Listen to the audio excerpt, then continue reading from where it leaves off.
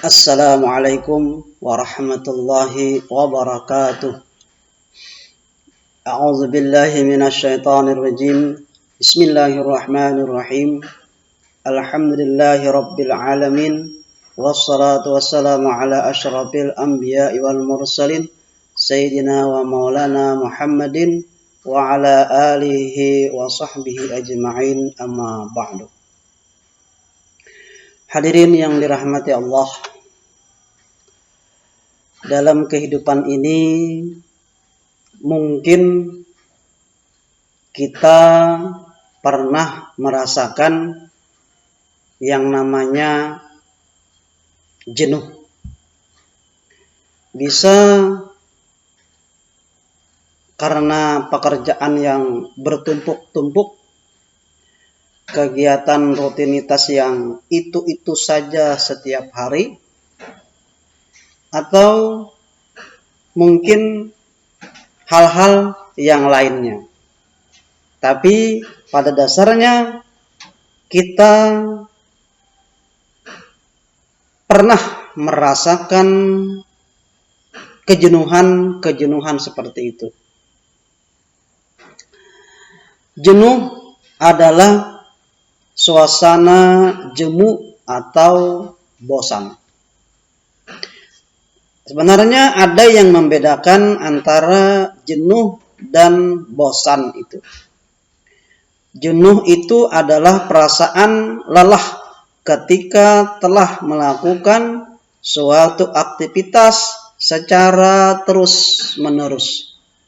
Sedangkan bosan itu merupakan perasaan ketika melakukan sesuatu yang tidak menyenangkan atau monoton. Jenuh bisa meliputi perasaan jemu dan bosan. Setiap orang pernah mengalami dan merasakan kejenuhan di dalam hidupnya.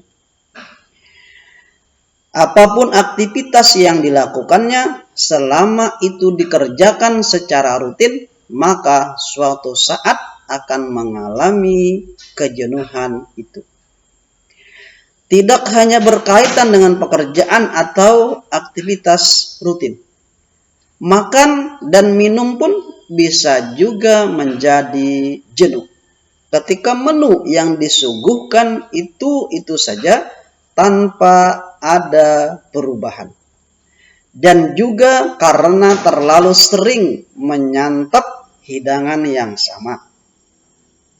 Atau telah menyantap makanan yang lebih lezat dan lain sebagainya. Bukan hanya makan dan minum. Dalam hubungan seksual pun ada yang juga mengalami kejenuhan. Sehingga tidak jarang hubungan antara suami istri menjadi renggang dan bahkan terjadi perceraian, padahal mereka telah membina hubungan rumah tangga selama puluhan tahun. Hadirin rahimakumullah. Seorang petani merasa jenuh dan bosan dengan aktivitas bertaninya. Apalagi kalau hasil pertaniannya mengalami kerugian dan tidak mendapatkan hasil sesuai dengan yang diharapkan. Seorang pedagang juga mengalami kejenuhan dengan aktivitas dagang setiap harinya. Apalagi kalau perdagangan yang dilakukannya mengalami kerugian. Seorang guru pun ketika mengajar juga pernah merasakan kejenuhan dengan tugas mengajarnya tersebut. Apalagi dari awal bertugas tidak pernah pindah tempat dan mengajar. Atau mungkin sudah puluhan tahun mengajar dengan ketentuan, dengan materi yang sama.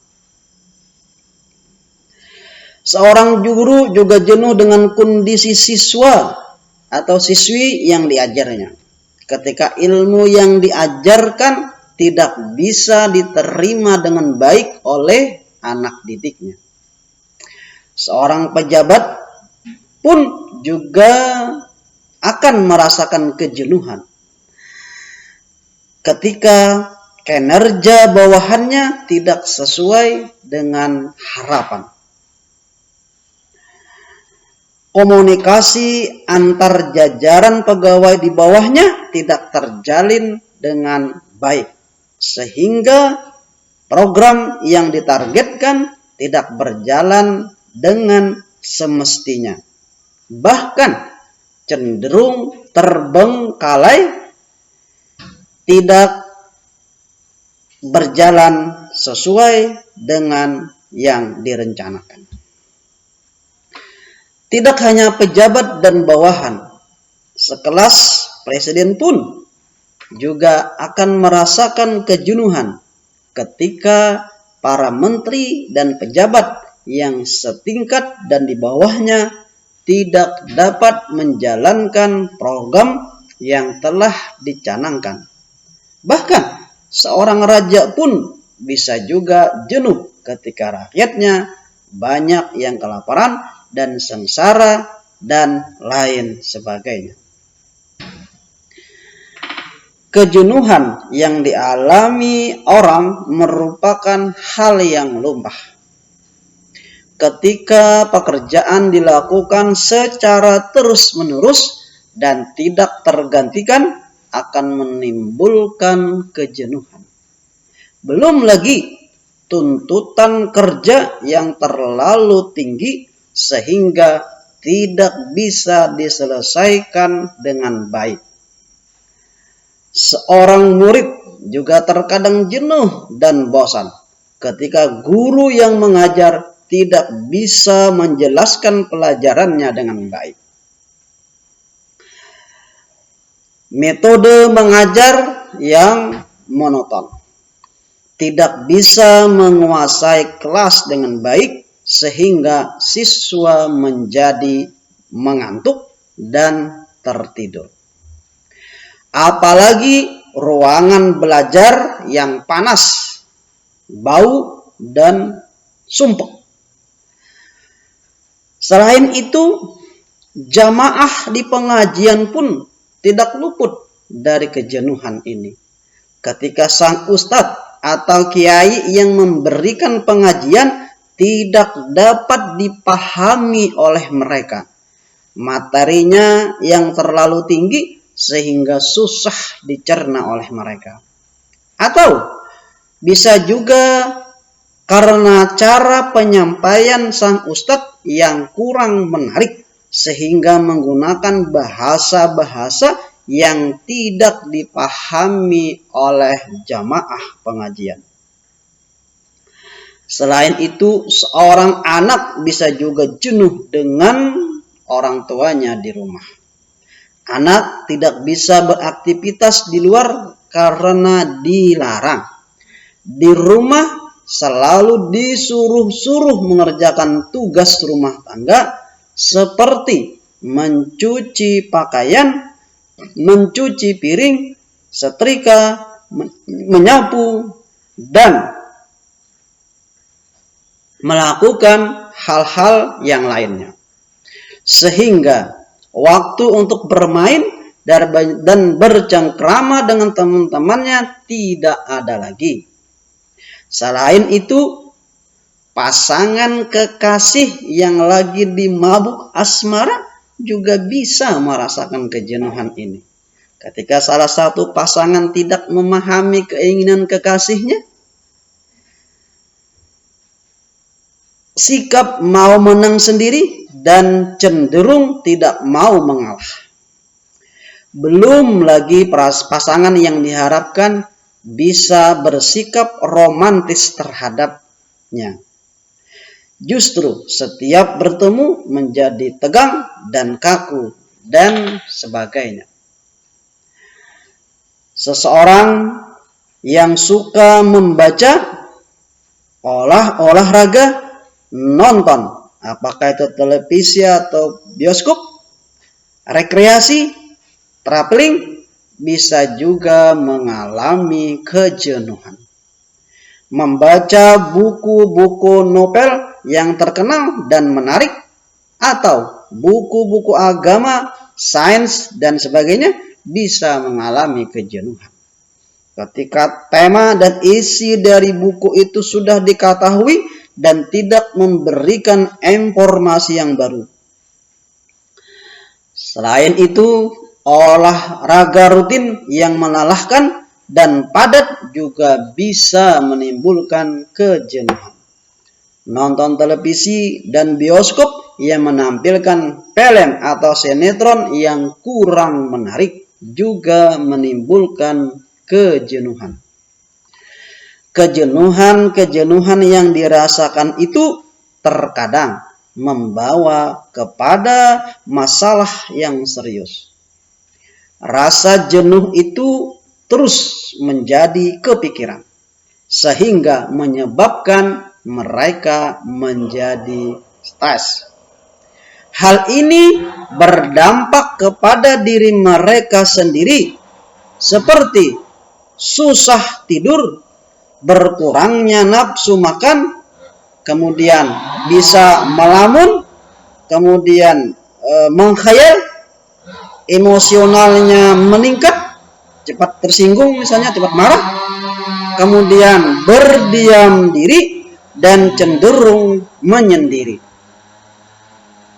Gejala stres seperti itu kalau dibiarkan bisa meningkat menjadi frustasi, atau lebih parah dari itu bisa menjadi depresi dan gila.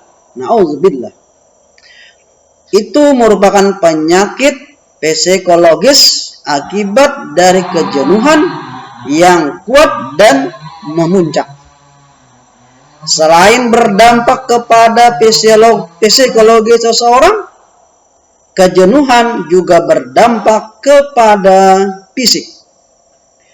Penyakit fisik yang muncul diantaranya adalah sakit kepala, mah, liver, jantung, dan lain sebagainya. Oleh sebab itu, kejenuhan yang dialami seseorang jangan dibiarkan menjadi besar yang berdampak kepada fisik maupun psikologis seseorang. Akibat dari itu bisa menjadi sengsara dan celaka. Hadirin rahimakumullah, kejenuhan yang dialami dalam hidup merupakan hal yang biasa. Ketika itu menjadi beban masalah sehingga menjadi pemikiran yang sungguh-sungguh. Akhirnya hati menjadi gelisah dan tidak tenang. Kegelisahan yang dihadapi dan dirasakan itulah yang menyebabkan rasa jenuh itu muncul. Kegelisahan menimbulkan pikiran menjadi kacau. Masalah yang kecil bisa menjadi besar, sehingga hidup menjadi tidak tentram dan tenang. Padahal ketenangan itu merupakan kunci dari kebahagiaan seseorang. Ketika hatinya tenang, maka rasa jenuh dan gelisah itu akan hilang. Tapi bagaimana agar ketenangan itu bisa kita dapatkan? Bisa saja setiap orang berbeda-beda dalam mencari untuk mendapatkan rasa tenang itu di dalam hidupnya. Akan tetapi Allah Subhanahu wa taala berfirman di dalam surah Ar-Ra'd ayat 28, A'udzu billahi minasyaitonir rajim. Bismillahirrahmanirrahim. alladzina amanu wa tatma'innu qulubuhum bi dzikrillah. Ala bi dzikrillah tatma'innul qulub. Artinya yaitu orang-orang yang beriman dan hati mereka menjadi tentram dengan mengingat Allah. Ingatlah, hanya dengan mengingat Allah lah hati menjadi tentram. Di ayat lain Allah Subhanahu wa taala juga berfirman dalam surah Al-Fat ayat 4. Wallazi anzala sakinata fi qulubil mu'minin liyazdadu imanan ma'a imanihim walillahi junudus samawati wal ard wa kanallahu aliman hakim. Artinya, dialah yang telah menurunkan ketenangan ke dalam hati orang-orang mukmin supaya keimanan mereka bertambah di samping keimanan mereka yang telah ada. Dan kepunyaan Allah lah tentara langit dan bumi, dan adalah Allah maha mengetahui lagi maha bijaksana. Hadirin rahimakumullah, kalau kita melihat kedua ayat tersebut di atas, kita dapat menyimpulkan hanya dengan mengingat Allah sajalah hati akan menjadi tenang. Ketenangan yang didapatkan merupakan suatu ketenangan yang hakiki. Dimanapun dan dalam kondisi apapun, ketika seseorang dalam hidupnya selalu ingat kepada Allah, maka rasa jenuh, bosan, dan sebagainya akan hilang. Setiap aktivitas dan pekerjaan yang dijalankan hendaklah diniatkan dan ditujukan untuk mencari ridha Allah Subhanahu wa ta'ala. Apapun profesinya dan dimanapun dia berada, hendaklah berbuat ikhlas dan rela terhadap apa yang didapat dan diraihnya. Ridha adalah merupakan sikap menerima dengan puas terhadap apa yang telah dianugerahkan Allah Subhanahu wa ta'ala. Orang yang memiliki sikap ridha akan mampu melihat hikmah dan kebaikan di balik cobaan yang diberikan Allah dan tidak berburuk sangka terhadap ketentuan yang telah diberikannya. Bahkan ia mampu melihat keagungan, kebesaran, dan kemahasempurnaan Allah yang telah memberikan berbagai macam cobaan kepadanya, sehingga ia tidak mengeluh dan tidak merasakan sakit atas cobaan tersebut. Ketika itu sudah tertanam di dalam hati dan jiwa seseorang, maka hidupnya tidak akan mengalami kegelisahan. Hidupnya tidak akan mengalami kesedihan. Tidak akan mengalami kejenuhan, bosan, dan segala kesusahan di dalam hidupnya akan sirna. Hidupnya akan menjadi tenang, damai, dan tentram. Sehingga kedamaian dan kebahagiaan akan didapatnya dimanapun ia berada. Dengan begitu, sifat jenuh yang ada di dalam dirinya yang sedang dihadapinya akan menjadi sirna, akan menjadi hilang.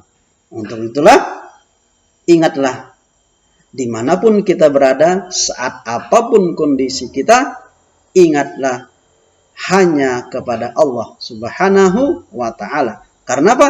Karena Allah lah yang memberikan kesenangan, Allah lah yang memberikan kesedihan itu, sehingga kita kembalikan kepadanya, maka hidup kita akan menjadi tenang.